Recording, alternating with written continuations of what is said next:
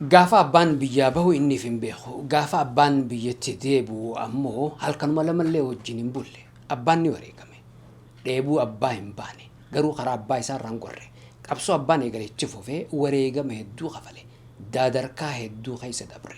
Dhumarratti biyya abbaa isaa dhiisee deemuudhaaf dirqame. Ammaan tanaa biyya Kanaadaa jiraachuu jira. Biyya keessaa fi biyya alaatti nama hedduudhaaf dalagaa banee jira. Magaalaa Dirree Dhawaa keessatti hoteela guddaa tokko ijaaree jira. بدري محمد دولار سبسكرايب لايك شير بدا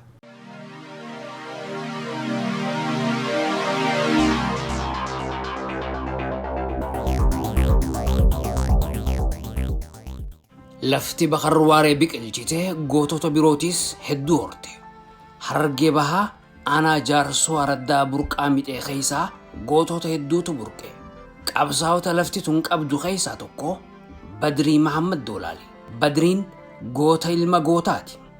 Badrii Mahammad Duulal lafa Oromiyaa godina Harargee Baanaa Jaarsoo Araddaa Burqaa Mixee lafa gaarreeniin marfamte tana keessatti dhalate. Gaara Sinqee, Gaara Huddudhaab, Gaara Gubaa, Tulluu Biyyoo, Gaara Dheeraa, Gaara Terregoo, Gaara Oborraa, Gaara Saaqataa, Gaara Ganda Huubii.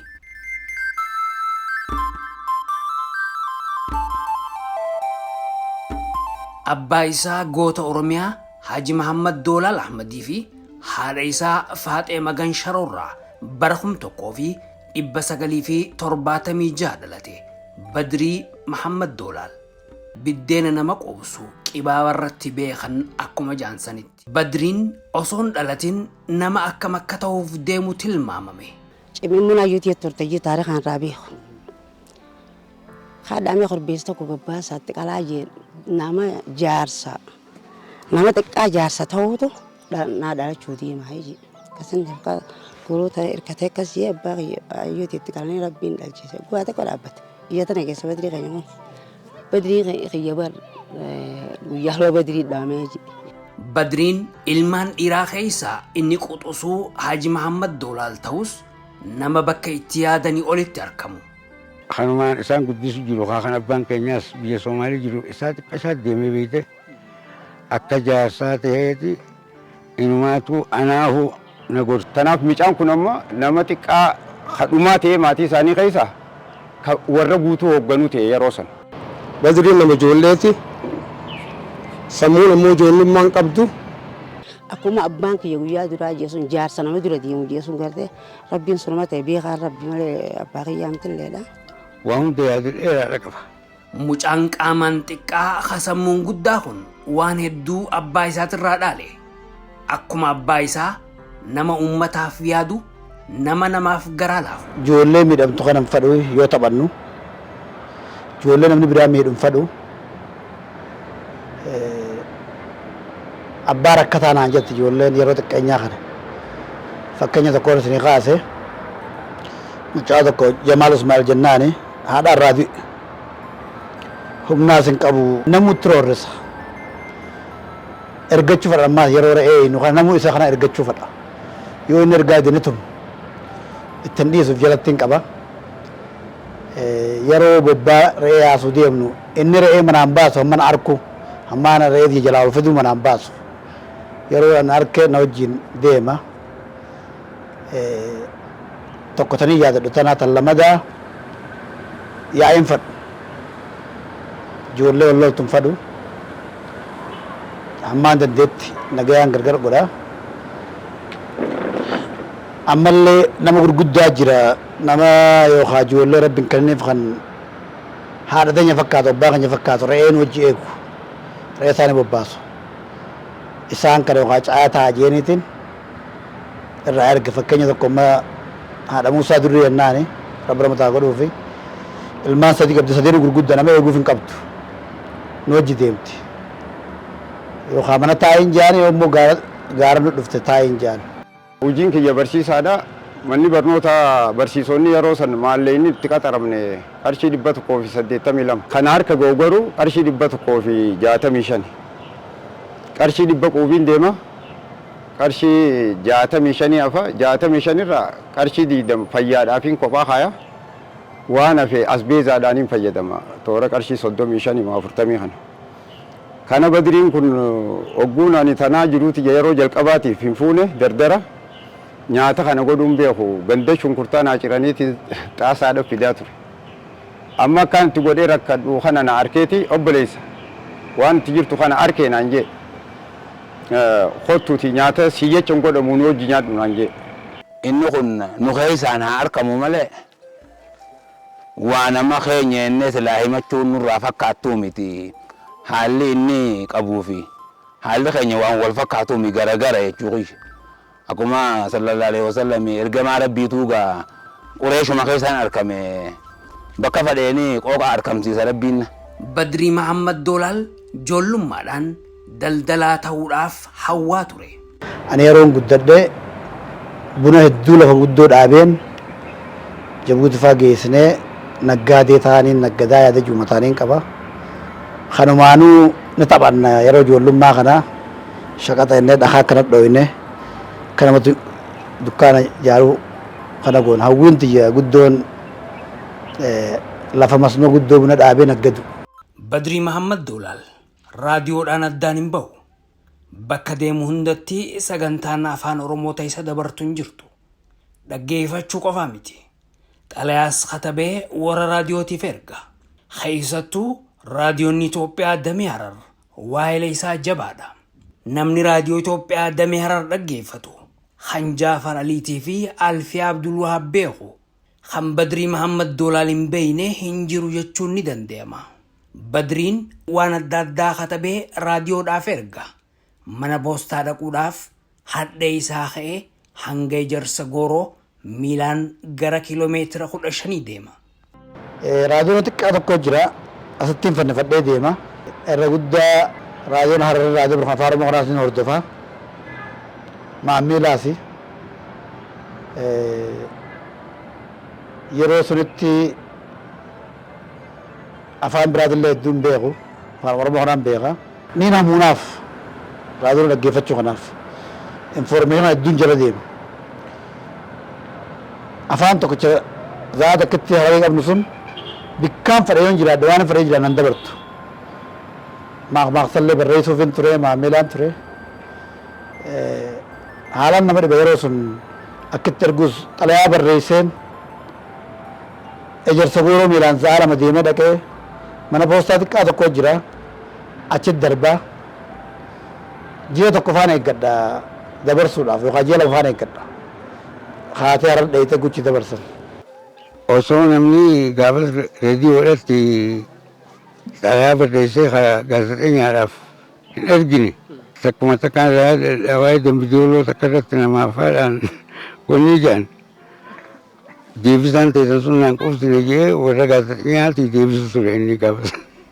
Badriin kubbaa haalaan jaalata. Fedhii barnootaa caalaa ta kubbaatu isa injifata. Barnoota akka eegalu hogguu itti himamu haalaan gammade. Kan isa gammachiise hiree kubbaa taphachuutiin walitti bahuusaati.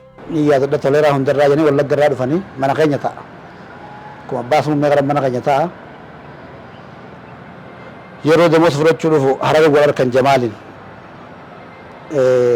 Obboleeyyan kiyya eenyu seena jeen Ibraahim seena jeen Ibraahim Badriin seenuu qaba jeen. Lakki warranatti hin dhisanii jeeni. Badrii yoo seenu baatte siin qala jiini Badriin naa himi jeen. Warratti himi jeen. Achirratti toleraan dhufee Jamaal akkana jee Badriin seenuu qaba jee. Ani immoo seenuu niin fedha. Wanni niin fedhuuf mi'a barnootaa beekee osoo hin ta'in kubbaa taphachuu fedha. Warri mana barnootaa seenuu kun achi kubbaa taphachaa oolan nuti ni ergamaa oolla. Kubbaa sunii jeetiin seenuu barbaade. Niin gammadee keessatti akkasittiin seenee. Mirqaana kubbaatiin barnoota haa eegalu malee barumsaanis warra isa duraa hedduu caale. Barnoota eegalee waggaa tokko keessatti kutaa 2 barate. Takkaaf lama tokko baradhe sadittiin dabre ABCD Ingilish gaafa sadii nama qaraa'isan takka nama qaraa'isan akka ammaa kanatti sababa ABCD barattaniif takka sadii keessan taa'e amma amat tokko takkaaf lamaan baradhe amata tokko sadiin baradhe afuraffatti guun dabre ilaa hulaa afur qofaa jira naannoo keenya baadiyyaadha manni barnootaa ولا أفران راقبين تكفى به ترمين جرس قولة ندبرس شنت بدري قال مين بيقو وجين بركات الرئيس جونتي قال بدرجي إيه أنا يعني زدورتين أنا قطع سديجرو إني قطع تقصين يجون بودن بدرين كنا ما وان سمو أرات يجو نما أفشالة وقعت قوقعين قطع على مدة بريجو قطع تقرر إيه أنا ما قطع سديجرو قطع فرو ولا قبل ثم إني سمستير عند بري قطع فرو سمستير دري باغر إني شال دبري جماس إيه أكستي بيها نما أمال ساتر رأني نما تلقاه كويتو تلقاه يا رب أنا ورنوتا دي مي أورو غريتا كجارتي لا أكما نما برتا أزنتين akka gabareetiin waa qota. Badriin barnoota isaa haala gaariin itti fufee hotaa jaatti qabxii bareedduu harkatee torbatti dabre. Hotaa torba hogguu seenu garuu barnoota hamilee guddoon barachaa jiru addaan kutuudhaaf dirqame. Hoggunan torba seene obboleessi kiyya Mustafaa Qajaamu rabbi ramataa godhuuf kan gandi harka qabu amrii rabbii fuute. Gandii akka malee miidhamanii barnoota toluuti. Harmaan xiqqaate hojjechuu hin dandeenye kanaaf irraa kan gaddeebi'e. Badriin qabsoo jireenyaa qofaa miti kan jalqabe. Maatii fi bakka jiraaturraa qabsoo sabaa dhaale. Qabsoo tanaas qubee afaan Oromoo if barsiisuudhaan takka jee. Yeroo gabaabduu kanatti kitaabuma xiqqaa tokko kan qubee afaan Oromoo kana si barsiisu. Kana harkatee toggaasuma cheek godhee asitti nama barsiisuu eegale jechuudha. Qubee afaan Oromoo kana. Kitaaba xiqqaa qubee nama barsiisu tokko ifuma harkadhee qubee kana if barsiise. Qabsoo duraa suniin eegale. Ijoollummaa isaanii beeku dabtaraan deemu qalama katabu dubbisa shaakalu afaan Oromootiin jechuudha. Afaan Oromoo kan abbaan isaa sun yeroo sun irra wareegame afaan Oromootiin kitaaba afaan Oromootiin bisuu irratti bakka teessuma ta'anitti afaan Oromoo hordofu. Badrii Mahammad barreessaa raddaa tahee hojjechaa osoo jiru galgala ammoo fedhii isaatiin qubeef barsiise nama barsiisuu eegale. Qubee barsiisuu eegalee fi baradhee eenyuun barsiisa ijoolluma maatii galgala barsiisuu eegalee gandina fidanii ganama dubraaf dardaraa barsiisuu eegale. Yeroo sun egaa sochiin qabsoona naannoo keenya ni jirti. Daaraktis ta'in daaraktii qabsoo sana qooda irraa fudhachaa turre. Haala hedduu akka dargaggeessaatti akka nama guddaatti qooda irraa fudhachaa turre. Yeroo naannoon keenya sun mootota jalatti illee bilisoomte yaada jennu ni qabna. Inni kun isaa barree isaa araddaadhaa ta'ee oduu araddaadhaaf dalagu jiru jechuudha. Kana guyyaa inni barree isaa ta'us namoota sadii hiini wal madaalchisanii inni kun barreeffama isaatiin dura dabree barree isaa araddaa tanaa ta'uu danda'e jechuudha. Otoo kana barsiisu jiru tokko namni waa barreessu afaan Oromootiin wayyiidha. Barreessaa araddaa ta'e jechuudha. Ijoolleewwan xixiqqoo daa'immaniis barnoota bu'uuraa kana yookaan qubee kana barsiisuu irratti nama ariitiidhaan qubee kana dafee isaaf galee baratee ijoollotaas kun asuma mana barnootaa kana yeroo sun firasuuqii yookaan mana hojii gamtaa jedhanii jira artii jala barsiisaa kan ture. Achirraa waajjira barnootaatirraa illee abbaas muummee jedhanii xalayaa ragaatillee ijoollee sun ogummaa fi sirriidhaan baratte dhiyeessee akkasii raafamtuuf taasisaa ture. Aantummaa uummataatiif galgalaa fi ganama wajjin marxifatee hawaasa keenya barsiisu ganama subii barnoota geessootaaf barsiisa galgala wajji barsiisa. Qabsoo afaan Oromootiin namni akka afaan Oromootiin baratu deeggaru hiriyoota isaa hojii jiran kan dubbisan dandeenye akka inni dubbisu taasisu. Qubee barsiisuun isaa kun sirna wayyaanee yeroo san biyya bulchaa ture biratti ija shakkiitiin akka laalamuu isa godhe. Inni garuu sodaatee barsiisuun dhaabne. Eenyu barsiinjee maaliif barsiisa galgala? Ganama eenyu barsiinjee maaliif barsiisa? Yaada jiruun rakkaa turanii. Obseetumaan itti fufee هذا قاعد قدرت نما لكوسان بايتيتو دبسه بريسو بري Nama ummataaf quuqamu ta'uun isaa waa'ee ummataa dalagaa akka godhatu isa goote. Tokkummaa ummataa yaada. Nama akeeka fuulduraa qabu waan ta'eef gurmaa'insa ummataatiif dalaga. Dhimmi ummataa dhimma isaa tahee isa yaachisa. Duratti afooshaa sadii turte. Eegee inni ol ka'ee bakkuu saddeetaas godhanneeti walitti nu qabee afooshaa tana takka godhe jechuudha. Afooshaa tana takka godhuudhaan akkasitti waliin sossoofnee aadaa fuudhaaf heerumaa akkaataa ittiin qindoomnee ittiin gaggeessuu dandeenyu irratti waliin sosso'aa turree gorsaa nu kannaa ture. Dartara kana hunda jaareeti miskiina gartee dhugaa fuudhaa ka'e kan jimaa fi kan hin qabne waa mur'ee bita akkasii waliif hinne jechuudhaan akkasitti haligaa dardarummaa hoogganaati hanga nama faraqaa qonna kanallee wajjin yaasu akkasii waa gonaa tura. Uumamumaan nama abshaan akkasitti gootummaa fi abshaalummaa fi garamaafummaa hojii qabu tokko jechuudha. Halma ijoollee sun haala isaati qooqa. Inni waan biraatan irraa ammas hin bareeda haalli isaa nama wajjin jiraachisu kan nama walitti qabu gaafasu kan xiqqashaa nama walitti qabu. Uumaa takka aadaa Oromootti bakka intaltee jedhamtu gurbaan fuudhu taabulloo fuudha. Gargaarsa namicha fuudhu kana wanni nuyi jechu ture maallaqaas hanqa isaan gargaaru waa buusii buufannu nu godhee namicha aroosticha kana jimaa fi daawwannoo tokko godhannee maallaqa kanaas kennaaf. Maallaqa kana dhagaa raadonaatiin kanaan akka gargaaramu aroosticha kun akkasitti daldalummaan afooshaa sadeen kana saddeeta qabdi afooshaan sadeenu inni kan walii galaa ta'e akkasuma walitti qindeessee dhugumaata ta'es afooshaan sadeen bakkuma takka dheetti. Dhaqarratti ta'es bakkuma takka dheetti. Bara hojiitiinis akkasumatti waliin nu qindeesseeti nama kudhaniinis akkana waliin jajjaaramne guyyaadhaa sirriidatti hojii keenya irra oola.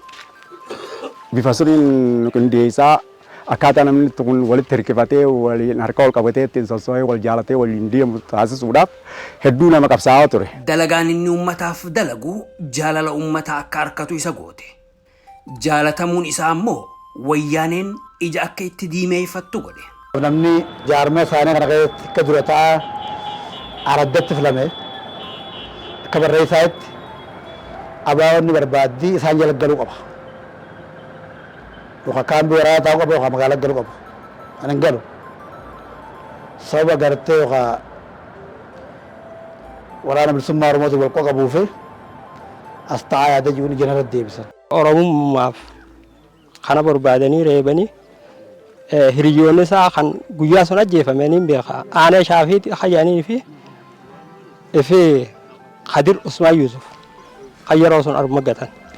Karaa adda addaatiin doorsisanii akeekkachiisanii dhumarratti ajjeechaaf waraana itti bobbaasan. Du'allee du'amu tokko duuganii ayyaa waraanaa akka keessatti namni jedhamu nama waraana lakkoofsan guddaan lakkaa'e Usmaan ani gaaran seenin Usmaan ganda jiru akkasi barbaada kiyyagaa dachiin kaate jaalatu mataa qabaachuun gaarii bakka na kaayan dhabanii hawaasni akka balee rakkate. Aboo hayyoo mucaa kana miidhaatu irra dhufa musummaanuu hanqa jennu takkatti isaaf yaaddaawaa turre.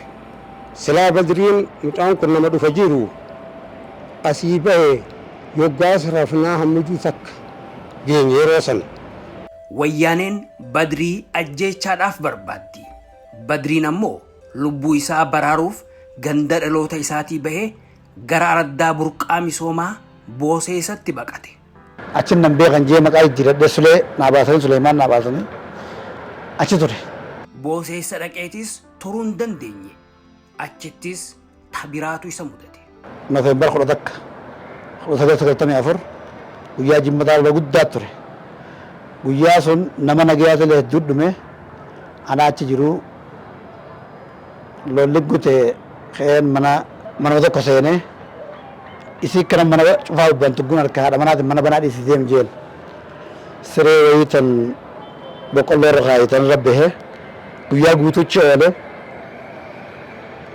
waan ajaa'ibaa mana sun malee mana hunda seentee nama guurtee mana sun hin seenne asrii galgalaa za'aa tana haati manaa dhufte garuu qabdi waraanni Tigree ni jiraa hin jeeni sireerraa naannaa kora jiran ayyoo naan jette kunoo dhufan naan jette dhufanii jeen sireerraa utaale qabame jee isaan lama akka irratti dhufanii hulaa dura guban akka rabbina irraa deebise duudda qotee ooyiruu jimaa daggaraatti dhaabbata achuma seene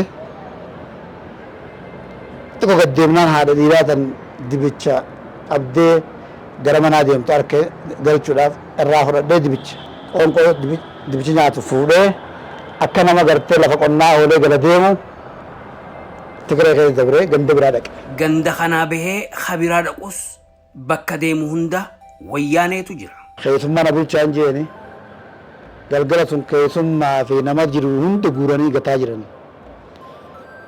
Galgala abbaan mana ni laalanii ooyiruu keessa bullaa keenaan jedhe. Nu tolcheetiin jira hin dhaquun jeenan asumaan rafa. Keessummaan akka abbaan manaa godhataati ka'e hin dhaqu. Hedduu wal mormine akkasuma jiretti yeroo isaan siif balleefne jedhan ani gabbee mana. Amma isaan bikka hirribaa nu tolchanii gabbaanaan waraanuma gartee jala yaatu Tigree kanaaf isaan akka waraana abaa'oo fakkeessanii mana jala jiran eessa yaa'an duruu information harkatanii abbaan ganda surii maaliif nama dhaame bakka naa bullaa itti himaa ijoolleedhaan nu eegaa jeeyyoo waraana Tigree dhufe. Akka waraana bilisummaa Oromoo fakkaatanii keessummaa fi nama bakka namni jiru gorsaa jechuudhaan bikka ta'anii dhaquu ija sun deemaa jiran jechuudha. Ani gabbee harke bahuuf osoo hin ta'in duudhaaf yoon harka seene waan na cira jecha fiige jechuudha. Haana dhawan iyyee. Achirratti rabbiin bubbee takka fidee boqqolloo walitti kaase nan dhoyne rabbiin gaanumarraa baase anna dhoyne jeetiin murteessee lafatti hin kufu yoon na dhawan jeetumaan fiiga rasaas nama hojjechaa jedhaman rasaan dhee kun hedduu gatan namaan noqonyetti hadoodatumaan jira hin kufu sumaan jehunumaan fiiga halkanii akkasitti tuusii takka seenee achuma keessa bulee ganamaan kee yeroo birraadha yeroo bishingaa shimbiroo irraa eegani akka nama shimbiroo eeguu ganamaan ooyiruu tanarraa taanit dabraa kara ganda keenyaas qaare. Aduu rabbiin halkan godheef kan guyyaan ta'in suniif rabbiin namsee seenyeen guyyaa see guyyaa silaa waliinuu naaf noqaa nama kan harkaa qabdeen jeeni rabbiin guyyaa see. Badriin ganda dhaloota isaatii baqatee ganda biraa dhaquus bakka hundatti nagaya harkachuu hin dandeenye. Deemee hadheessatti deebi'e. Hadheessatti deebi'eetis tasgabbiidhaan hin teenye. Sodaa du'aatii miti kan tasgabbii isa dhorke. Badriin nama waan boruu yaadu yoo lubbuudhaan ture ummata isaatiif akka waa godhu ni beeka. Kanaaf hamma dandeemetti waan balaarra isa buusurraa if eega. Nama iccitii eegus qoratee adda baafata. Na dhufee asitti guyyana ayyooti faatee matan tan cimee matee na dhaalte si dhuftee Badriin agarsiisee siin jette har'a itti na himuun qabduu naan jee. Obboleessa ayyoon ta'e kam si gootiin jee. Uleedhaan isii qaban dura buuteen na fiddi ani hin duuneeyi yoon jiraadhe boru biyya tana wahiin godhaafi yoon deemaaleen isinii godhaayi. Abdii uumee biraan bula abdii uumee biraan na quba baadhaayi ammas biyya maalee jamaal guyyaa sun hin jiru. Amma akkasi kutee hogguu inni kutee wanni dhaa dhufee jiru saffiyyaa isaanii. Obboleessa Badriin ijaaniin harkaati sibira jira jedhanii nagarsiisee hin agarreen jee. Safiyyaan qotte Jamiilaa dhufe. Jamiilaa Badriin obboleessa sibira himanii laa himan. Agarreen jee ni qotte. Haji Abdulsaaqii dhufe. Hajiis awwa gurbaan tokko sibira hin jiru jeen jiruun agarreen jeen. Ni qotte amma inni afaan amma ishaayiidhaa kana barsiisaa abbaas dhufe jechuudha. Awwa gurbaan sibira hin jiru jeen jiruun jeen. Ni kuchiisa amma isaa abdi bira buleetu immoo abdi ganda olii sun bulchee ganama artirraan akkasi laga kanaan dhufe. eenyu si dhufee abaluun dhufe wayii si dhufanii hin dhufnee. Wayyaaneen isa ajjeesuudhaaf barbaaduu hin dhiifne.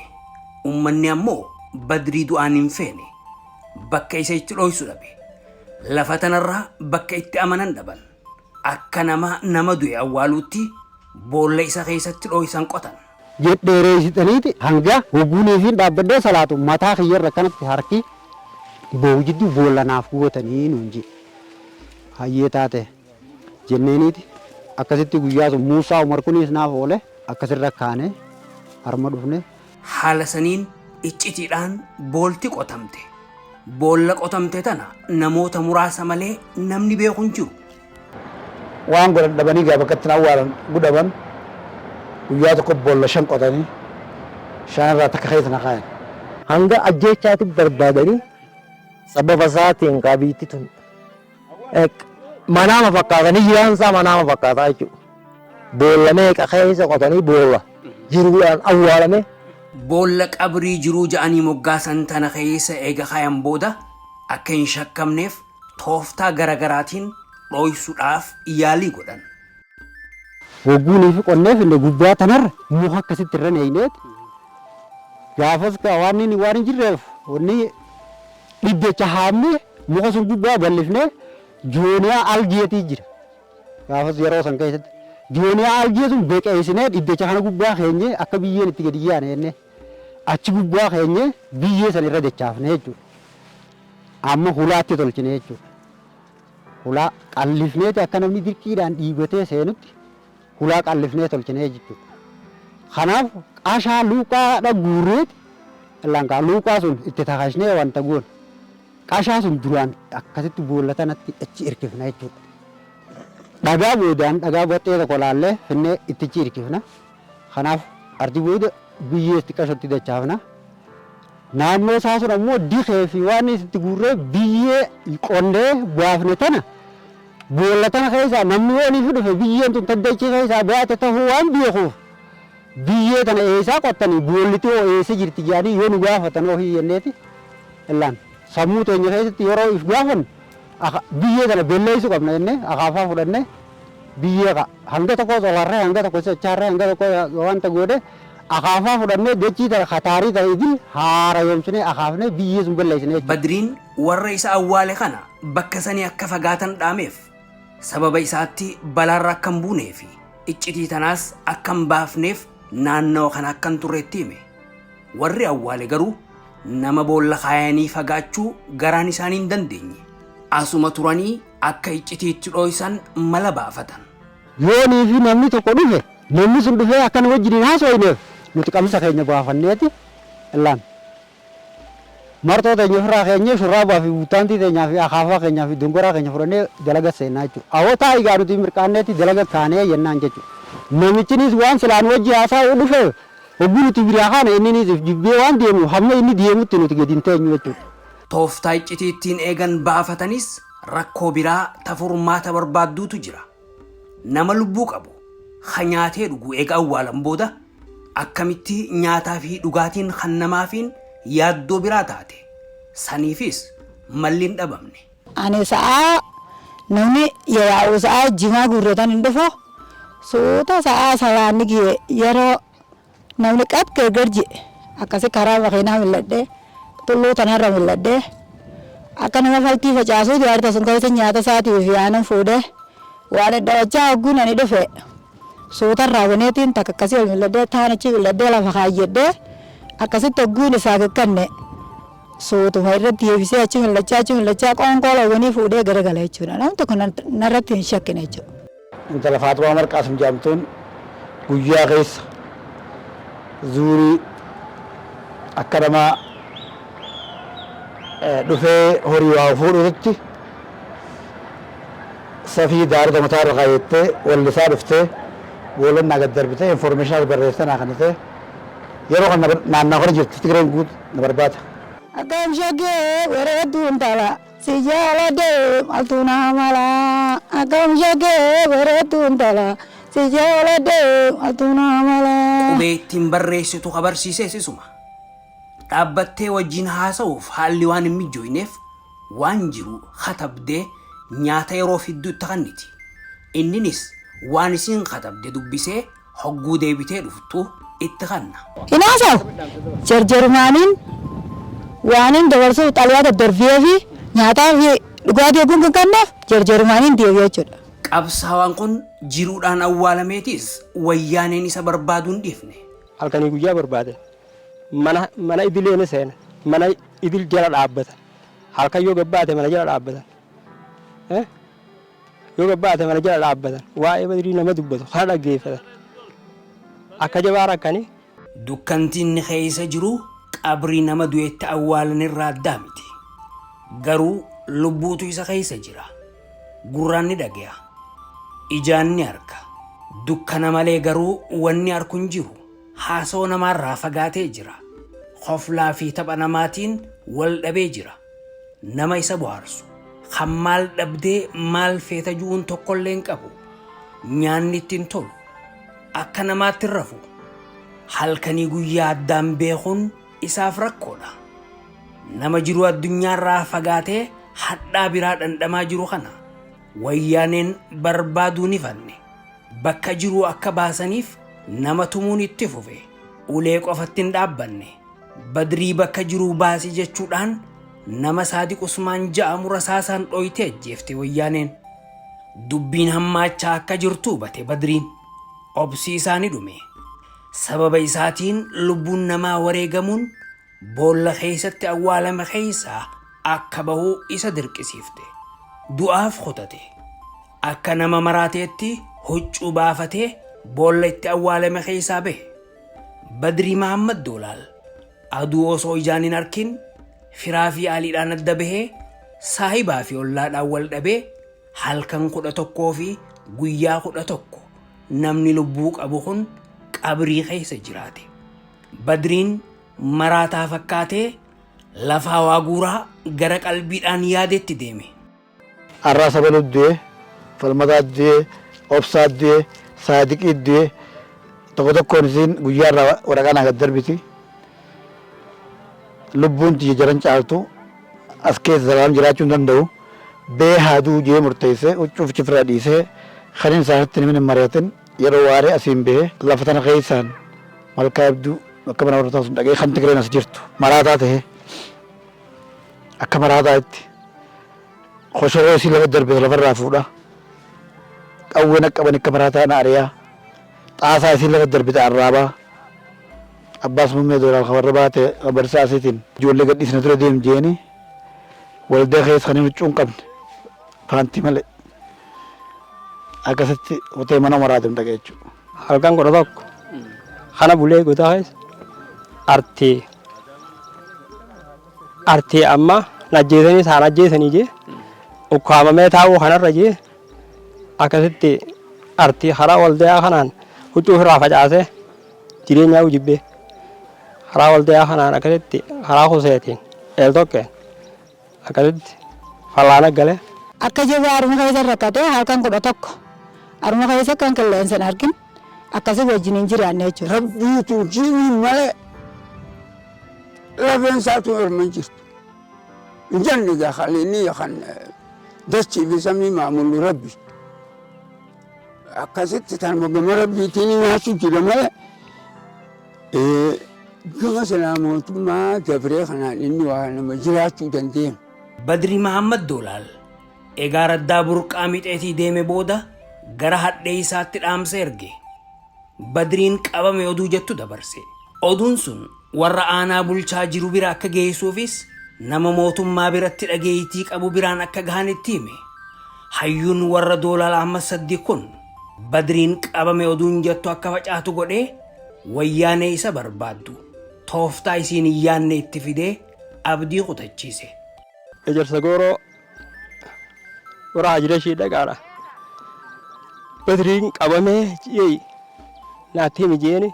Ammaas nama aylii qabu nama tooftaa qabu nama asiin gaggeesse suniini Badriin kombolcha qabame ji'a himaa jeen. Tigreen ilaa hanga ammaa dara asiigaa Badrii fidaa jechuudhaan nama idil feeddagaa jirti. Qabamee waan jiru suniitu qabamee akkasi ganda kanarraa Tigiree buqqisee jechuudha. Hayyummaas abbaa isaarraa kan dhaale Badrii Mahammad Duulaal abshaala namaa waan ta'eef sammuudhaan wayyaanee caalee karaa isaan itti isa yaanne gore akka nama biraa Soomaaliyaa fi Jibuutiitti baqachuuf hin kaane aanuma Haramaayaa filate. Nama Abbaas Mummee jedhamu Haramaayaa dhalattuun isaa baate rakkadhe kan ta'u hin beeku karaa ganda keessa nageessi jeeni halkan baane boolla sun eegguun ba'u miilaa yaana Abbaas na ture deemaan boodarraan deema yeroo tokko bakka jedhan fallaana gaggaragallee nu bariite namni duruu waaree ganame qotee bulaan kun ganama soomana ganama hojjeta numaa achitti as bee Tigireen asaatu nu afaan baate mas isii agarraan namni keenya dammaqee jirraa qofa ol dachaafannee xammartoon qaba dongorri seenne qotee bulaa keenya wajjin mesin nu bira dabartu fallaana intala keenya takkaa jiraa isii bira gorree afaan akka wala nu goggoyoni soomana furii naan jettin furuun jeeni akkasitti makiinaa kontiraataa fudhanne Abbaas baate mana isaa nageeti galgala dura. Amma saraddaa sanittis abal hojjeessan eenyu hojjeesse wayyaane namni isaan hojjeessan kun namoota uummanni mataa irraa dhukkuf namoota akkasii kabadii takka hin qabne haala seeratu hundaayatiin micaa kana amma abbaa isaatis dhagee seenaa isaa akka itti abbaa isaa dhabee har'a ammas micaa kana dhabuuf deemna jeetiin hawaasni naannoo jaalala micaa kanaa qabuuf boolla 5 qotaniifiti Tigireen boolla 4 irra dheeyitee barbaaddi. Boolla takka qofa gandan olee bika jaamu keessa boolla takka taa Tigireen biran gahin inni ammoo boolla san keessa jira. Halkan beekuu mana barnootaatti guyyaatti aanu na dhufu hanqa ilkee kanaan hin beeke micaa kana bakka akkuma abbaa isaa dhabnetti isaas dhabuu deemnaa ta'ettu saniitu na dhageeme. Ani gaamna yeroo Badriin achirraa bahu akka nama gartee du'arraa eewalameetiif fudheetiin akka gaariitti itti gammade jechuudha yeroo inni achirraa bahu. Halkan lamaa sadii mana abbaas isa qubsiisee eega bulee booda shakkiin biraa dhufte. Ammas mala biraa barbaaduun dirqama taate. Yuunivarsiitii Haramaayaa keessatti mana pirezidaantiidhaa intala Abbaas beekuu dalaga achi na naqee na biraa deeme. Osoo isaan quban qabne duyda duwwaan hojjettuu san bira isa naqeetiin adaraa jeeni deeme. Eega mana keenya guyyaa 2 moo 3 bulle. Lubbuu rabbiin eegee ilmi namaa galaafachuu hin danda'u. Wanni mooraa yuunivarsiitii Haramaayaa keessatti ta'es kanuma nama agarsiisa. Rabbiin yoo fedhe kasi ajjeesuuf si barbaadu akka si eegu godha. Badrii Mahammadis kanalaa isa barbaadu wayyaaneedha. Kan mooraa yuunivarsiitii marsee eegus waraana wayyaaneeti. Achi keessa na awwaalanii ji'a 2 achi keessa jechuudha. Rabbiin akka fedhe godhaan achi Tigiree lakkoofsaan guddoon na barbaadaa gamana ammoo isaan nam 15 waardiyaa irraa qabee ta'a. Isaan amma pirezidaantii guddaa sana eeynatti quba qaban malee Badrii as keessa jira quban qabanii achi ji'a 2 tursiiseetiin achi booda ani gara hanqanni turtii ji'a 2 achi keessa jiru gadiis hin bahu achi keessa ture. Qabsaawwan kun baatii 2 eega mooraa yuunivarsiitii keessa taa'ee booda haalli ture tasgabbaawaa deemnaan mooraa sanii gabbahuu danda'e. Obboleessa kiyya biyya alaa jiru qunnamee ijoollummaan yuunivarsiitii Haramaayaa makiinaa naa godhanii Finfinnee dhufee baasaboora baafadhee deebi'ee akkasitti jabuutti seenee jechuudha. Asii deemeetiin obboleettii isaa Nabiyaa Mahammad Doolali wajjin hoolaa tokko achi qaba. Hoolaa guddaa tokkos finnee gurgurree maallaqa guddaa gurgurree qarshii 600 gurgurree hoolaa yeroo san 300 biran baasu hoolaa imalmaanaa guddaa hoolaa Badrii jedhama isa san gurgurree maallaqa san noolii goonee gara Jabuutii akka deemu haala mijeessinee turre jechuudha.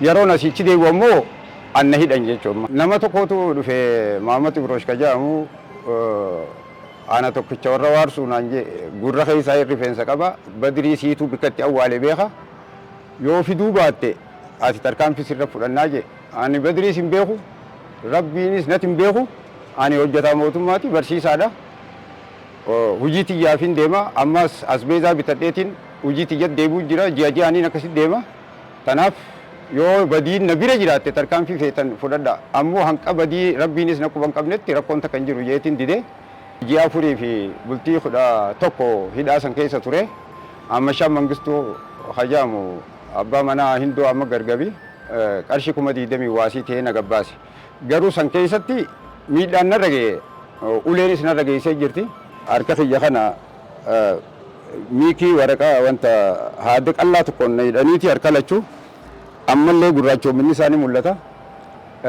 Bishaaniin na keessaa yaa'e. Yeroo san Badrii bika keessi as kanniidha. Anis ejjennoon tiyya. Isaan agarree bika takkaa isin geessine ni isin deemneeni aan akkamiin na gaafattanidha. Namni tokko haa isaatu Badrii arkejuu na fidaati rasaasa gatii sanuu naa isinii kafalaan jeen.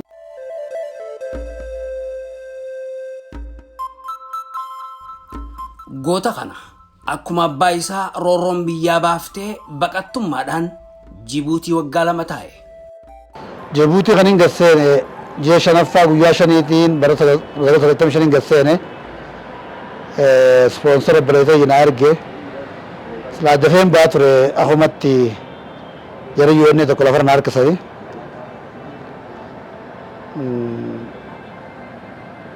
hoggaa tokkoo fi cinaa taa'een be 1997 Kanadaa seene. Ilmi Mahammad Doolaal biyya abbaa isaatii ba'us lafarraa deemee fi ummata keessaa deemeen daganne.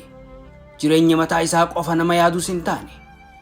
Fedhii ijoollummaadhaan nama gargaaruuf qabu guuttachuudhaaf hiree argamte hundatti fayyadamuu eegale. Jibuutiitti jireenya baqattummaa keessa gaafa jirullee waan danda'u cufaan nama cinaa dhaabbachaa ture. Ijoollota keenya kan hiree hirkatanii fakkeenyaaf mooraa waajjira UN dhaqanii galmaa'uu hin dandeenye gargaaruun ture. Intala maqaan Aasha jedhamtu achi keessa hojjettee isiin Somaaleessaaki afaan hunda beektii isii jala deemeetiin isiidhaan gargaaru ture. Yeroon bahu immoo wayii mucaa nama Bushiraa jedhaniin tokko yuunivarsiitii irraa ari'amee ijoollee cirooti. Jibuutitti hedduu rakkachaa ture nama Ingilishillee gaarii beeku nullee gargaaraa ture. Nun dagatin naan jee atiree buleessaa harkattee deemte sunillee matana dhooyte. Quuqama Oromummaa achi biyyarra qabu san yoggaa biyya Oromaa dhaqees osoo hin rafin osoo irraan taa'in waan isarraa eeggamu geggeessaa turuudhaan beeka. Rakkataa uummata keenyaa hunda kan gabrummaan gartee silaa wareegama mataa isaatiif lubbuun isaan jiraanne akka lubbuun isaa jiraattu godhuudhaan hirees rabbiin qaceelchee fi waan gaarii hojjetee nama keenya rakkataa hunda furmaata godhuudhaaf hin beeka. Badriin warra Doolaal Ahmad Saddiiq nama waan namni itti dhaammatee dagatu hin taane biyya Kanaadaa eega dhaqee booda nama gargaaruu bal'inaan irratti bobbe. Akkaan biyya faranjii dhaqeen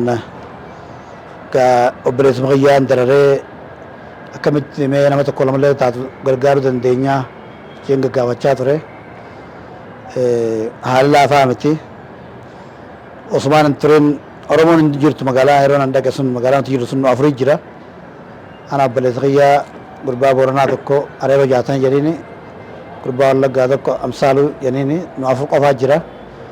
Oromoo koominita duraa magaalaa ijoollee jiraannu sunitti 1998 ji'a tokkoffaa galmeessine 97 baraan dhaqe sun walitti dhufne achi booda inni ji'oota galmeessine gartee jarri osoo koominatti Oromoo koominatti hin jirtu tun anumaa fi obboleessa kiyyaa tanuma anumaa galmeesse bara 2002tti agriimantii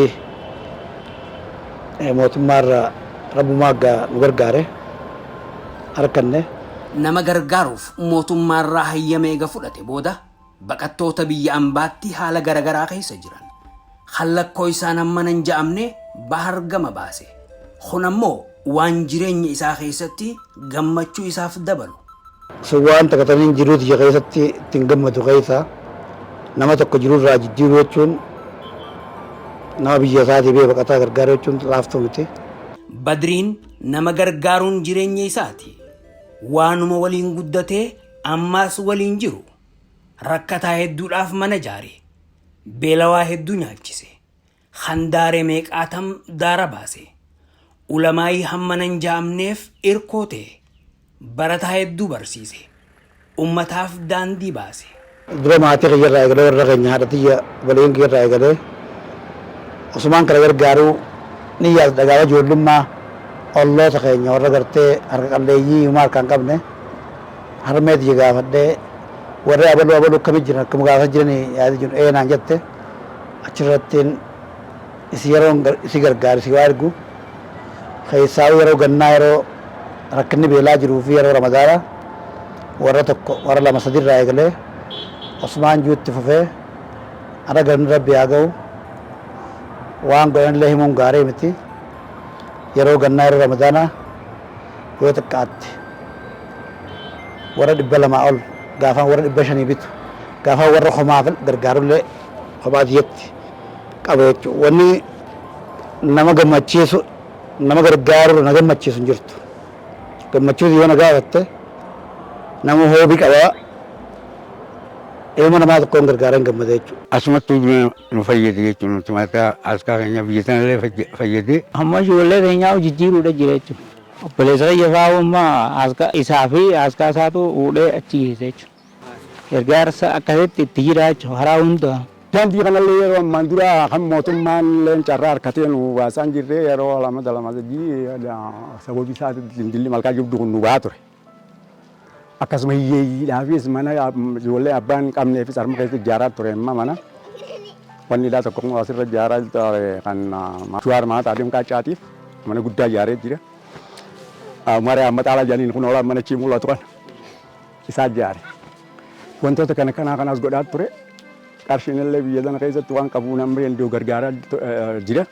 Gargaarsa amma yeroo tokko keessatti kan mootummaallee harka laatee yeroo dabarte sun keessatti dhaqqabuu dandeenyi yeroo dura mootummaa godhanii ijoo kana keessa namoota kana gaaga carraan isa dandeessisetti midhaan kuntaala 200 kuntaala 300 akkana yeroo tokko fidee kannaaf jechuudha armatti. Mana abbaa isaa kan haadha isaa sunis haarayoomsee akka waan Haaji Mahammad Doolal qabriidhaa baheetitti jaarsochi waliif fidee yoggaan mana sanii fi akkaataa bakka san ibaadaan itti godhamtu arge kanuma Haaji Mahammad Doolal qabriirraa bahe na fakkeesse basriidhaa saniifin hedduu galatoomfadha jechuufi. Cinqataa cinqii furu jira. Beelaa beela baasu jira. Dalagaan qabna dalagaaf kan jira akkuma masala abbaasan dhufe badrin wallahi laanti. Alhamdulillah anduuna maqaan isaanii jira. Nama miskiinni eessa jira eenyu waan faxaruun qabne eenyuun gargaara jedhee bakka miskiinni jiru keessa miskiina keessa taa'ee nama miskiinaa wajji mari'atee akkamitti mee jiruu tana isinirraa jijjiiree nama miskiinaa yaadu tokko inni. Namni kun qabeenya isaa bakka hin taanetti yoo baase rabbilleen akka isa gaafatu ni amana. Kanaaf dalagaan isaa hundi jireenya boru wajji wal qabatti. Inni kun duuba jiruma isaatirraa'u nama ibaadaadhaan guddate nama rabbiin imaana guuteef nama diinuma gargaaru nama dadhabatuma gargaaru nama masgiiduma jaaru bakka jiru qabeenya rabbiin itti kanneen ol kaayyadheetiin namatti roorrisa ol kaayyadheetiin fooqii kanaatiin jaara nama hin jenne waan rabbiin itti kanneen amaana akkuma rabbiin jeesunitti nama gaggeessu. Haalli jireenya ummataa isa yaachisa. Tokkummaa ummataatiif yaaddawa. Hawaasni dinagdeen akka guddatu fedha. Kana ammoo bakkaan gahuuf waan danda'u hunda godha. Tokkoffaa namni keenya waa hedduun boodatti hafne. Barnootaan boodatti hafne, dinagdeen boodatti hafne, siyaasaan boodatti hafne. Kana maaltu nu dhorkaa jira guddisee wanni nuti sirna gabroonfataa irraa dhaallee jiraatte. Jibbansa, histi, wal miidhuu. Kun isaaniif bu'aadha nuuf khasaaraadha. Ani gama kiyyatti bakka jirru hundatti namni yoo mataa walitti qabate yoo tokkoome ka dinagdee gargaaru dinagdeen ka barnoota gargaaru barnootaan haa xiqqaatu nama fedhe waa godha jee yaada. Hojii uumuu qofaa miti kan inni yaadu. Sadarkaa duraatti ilaalchi namaa jijjiirame namni dalagaa baruu qaba jee amana. Hoteela urjii 4 kan magaalaa Dirree Dhawaa keessatti ijaare. Bii kaapitaal kanaas galii irraa harkachuu caalaa nama isaa as keessatti arkuutu isaaf gammachuudha. Waan yaadu ammoo haasa'uu caalaa hojiin agarsiisuu fedha. Akkamittiin nama kiyya kana agartee gara diinagdeen Oromoo hundallee gargaaruu dadhabu. Karuma hojiitiin hojii uumaa baay'ayyuun qabaa. haati qaattummaa magaalaa kana keessatti illee wanti qolka eegalee jirra. Bakka biraatti illee iddoo akka adeemne irra guddaa anaaf haasaa uffadhu hojiin haasaa uffadha. Badrii Mahammad barnoota isaa hangaafa biyya jiru kutaa torbatti dhaabee sin daganne gar tokkoon nama gargaaraa gama biraatiin barumsa isaatti fufe. Waan asitti haaskuul fixeen deemneef appikeetiin jedhanii achitti haaskuul fixeen darbe ogguu adaal taatee barnoota seentu gooliin ta'e maal jedhanii si gaafatanii saabjektii goolii ta'e si geessu sun fudhatta ingiliishiif maasirraa nafu yeroo sun obboleessa kiyya na gorsee kompiitara fudhu naan jee hulaa 12 fixe suni yeroo hulaa 12 fixu hawwiin dii waan biraati kollejjii guun dhaqee galmaa'ee kompiitara barachuudhaaf niin dhaabe waa'ee gara fayyaa hin deebi'ee fayyaan baradha jee fayyaa sun narsummaa saraa fudhadha jee seene waan eegalsuun dhaabe fixatumaan dhaabe ammallee kollejjuma keessa mental health waan jedhamu proogiraama tokko jira proogiraama lamaati isa suniin seenee isaas niin fixadhe akkasittiin dura mana hakimaa warra gartee bakka maraataa jedhan achiin hojii eegale achi xiqqoo hojjedheetiin achirraa ammaas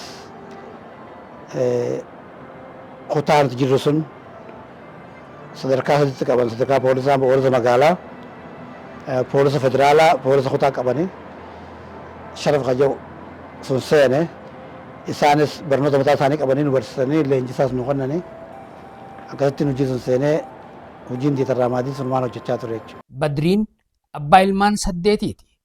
Ilmaan isaa waliin hariiroo gaarii qaba. Akka abbaatti osoo hin taane akka waahilaatti waliin jiraata. Ijoollee rabbi na badhaase ammallee intalti heerumte ilmaan 2 qabdi akaakoodha.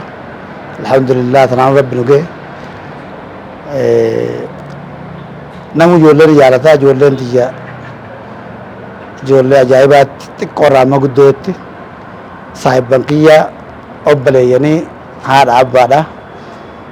Ittiin himaa jiraa hamma danda'anitti akka akaakoon isaanii qabsoo tanaa jecha wareegame hamma reessatti Oromoo ta'aa wajjin jira awwaalame akkanaan rakkadhee boolla keessa biyya itti biyyaa bee guyyaa tokko isaalleen hamma tokko Oromoo waa buusan jeetu maayyaata. Biyya Kanaadaa jiraachuu jira. Badriin achi haa jiraatu malee jireenyi isaa biyya isaa waliin walitti hidhaadha. Yeroo hunda biyya dhufee deebi'a.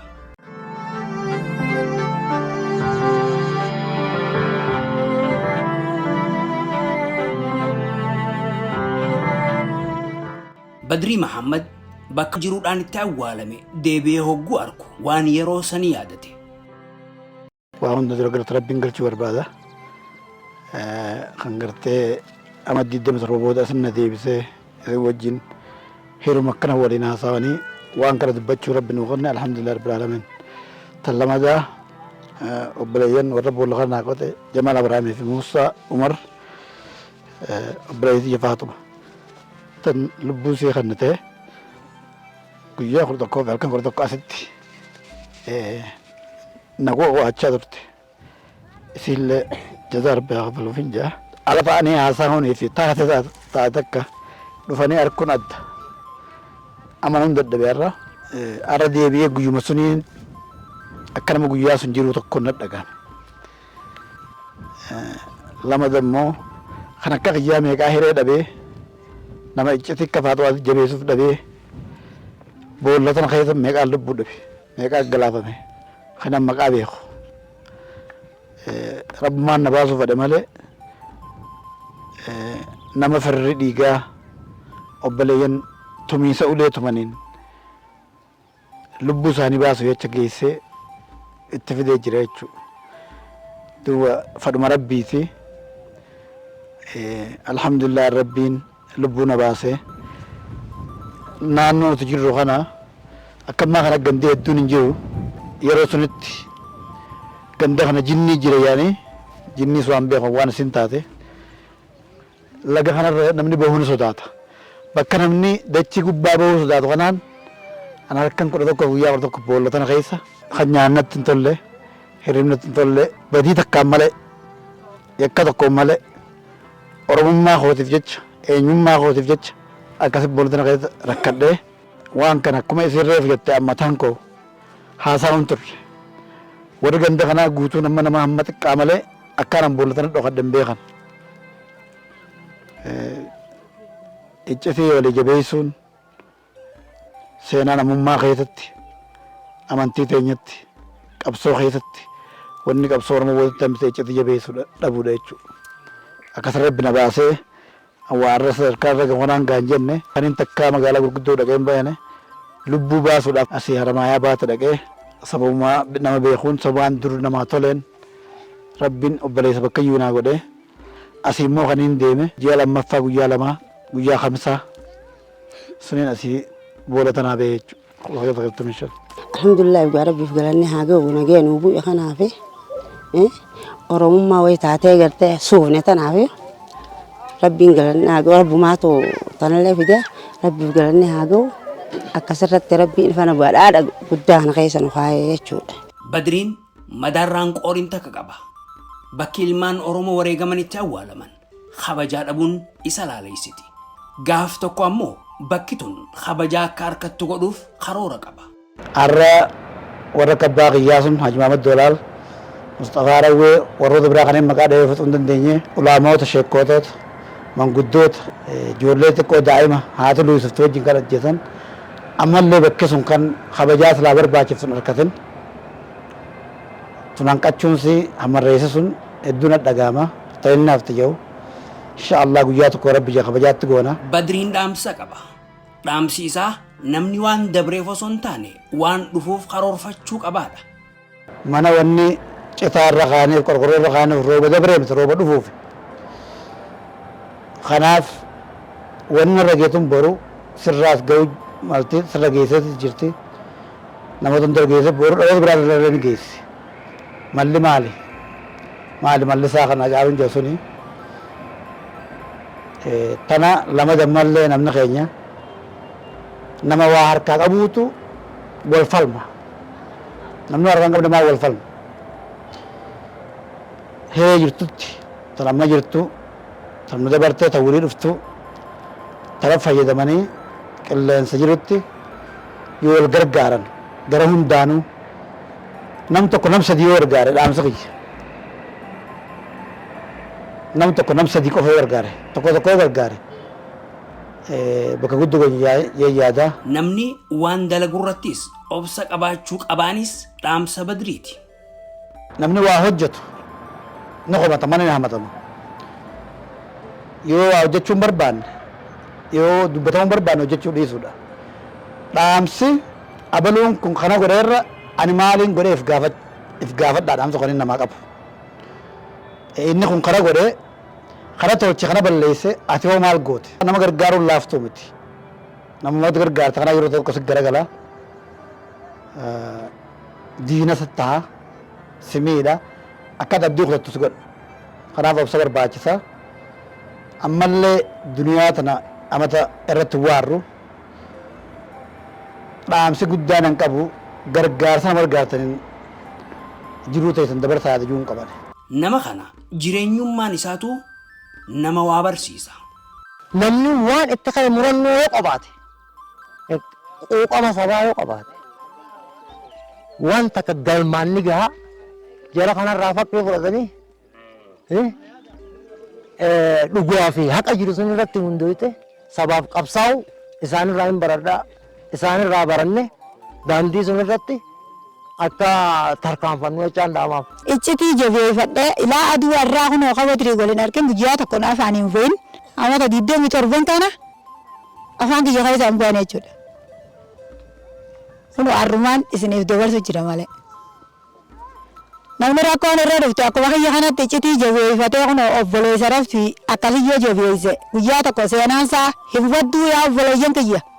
Wanni inni dabarsu barbaadu kadhaamsaatitti namoota akkanaa kana argachuun carraa gaarii waan ta'eef nama akkasaa kana baay'isee hawaasa kana keessaayis akka oomishamu gorsaa fi du'aayiidhaanis namni keenya tumsa addaa goonee akkaanii fi waan guddoo gara naannuma keenya kana gargaaruudhaaf wantoota tokko tokko rakkoo keessaan baasuu qofa osoo hin ta'in akka biyyaatitti akka Itoophiyaatitti rakkataa isaa wajjin qindaa'ee rakkoo keessaa baasuu fi uummata keenya naa dhaabbatee mirgi sabummaa dhiibbaa yoonii biluftallee falmachuu akka dandeenyutti namoota adda addaa kan akkasaa kana du'aayiidhaa fi carraaqii addaatiin cinaa dhaabbannee as baafnee walii wajjin hiriirsinee biyyittii sana cinaa akka dhaabbatan akka taasifnuun dhaamsate barsuu barbaade. Akkuma inni jiruun nu fakkaataa jechuudha. Adeerra inni akka waan jiruutti. Akkasii laallaa jechuudha. Akkasii isaas ammas umrii rabbi nu waa dheereessu umrii isaatillee rabbi barakaatti haa godhu. Akkuma rabbiin gartee akka inni yaade kanatti rabbiin yaada rabbii isaa haa baasu. Akka inni namaa gargaaruu jiru kanatti rabbii yaada isaa haa baasu. Akkuma gartee badri namuu gammachiisa kanatti janataanis nu haa gammachiisu. Isaas gartee ilmaan isaa ilmaan diin godhee fi ilmaan darajaa qabu godhee warra gartee seenaa inni dalagutan ilmaan badrillee dhaalu rabbi haa godhu. Kana kanuma nama jiraachisaa deema. Kana kanumatti gartee maayyinummaan nurraa baasaa jiru. Rabbi haa godhu. Ilmaan nafci ilmaan diin rabbi haa godhuuf. Ummata hamma inni fayyada kanallee warra haawwan isaaniitii fi fira isaanii gammachiisa rabbi haa godhu. Warra gartee haawwan isaanii hajji hoggumee gaggeessee waalidkaa akka gaarii abbatu rabbi haa godhu. Rabbiin mana bareedaan nu ijaara kanallee itti haa oolchu itti haa gammachiisu ilmi karaa dhaalu rabbi haa godhu. Ilmaan illee ka faayidaa rabbi haa godhuuf kaddiinii fi darajaa qabu rabbi haa godhuuf. Inshaallahu gartee tolfiiqi kanniisaa nuu kannee jaalala nuu kannee warra gartee rixima abbalayyan wal maxxanfatu rabbi nu haa godhu. Akka keenya akaakoo fi akkoo isin haa godhu. Kan ilmaan qabullee ilmaan diin rabbi haa godhuuf kan hin qabnees rabbi itti haa kannu. Riskis bal'oo isinitti haa kannu tan ibaadaan gootan tan rabbiin beeytan. Ijoollee biyya sun jirtillee rabbiin gartee warra diina isaanii maxxana rabbi haa godhu. Warra gartee diina isaanii mirgaan qaba rabbi haa godhu. Riskis qabbanootu rabbi itti haa kannu. Sallallahu alaihi wasallam. Kuma inni nama olii harkisee jaalalaan rahmata namaa godhu kanatti isaafis rabbi rahmata haa godhu. Nutillee gartee wal beeynee rahmata rabbiin nu godhee takkummaa Oromoo tana rabbi fiinxanu haa baasu. Takkummaa Oromoo tana rabbi fiinxanu haa baasu. اللهم إنا نسألك خير المسألة وخير الدعاء وخير النجاح وخير العلم وخير العمل وخير الثواب وخير الحياة وخير الممات وأسألك العلا من الجنة. اللهم إنا نسألك موجبات رحمتك وعزائم مغفرتك والسلامة من كل اسم والغنيمة من كل بر والفوز بالجنة والنجاة من النار. صلى الله على نبينا محمد وعلى آله وصحبه وسلم بحق سبحان ربك رب العزة.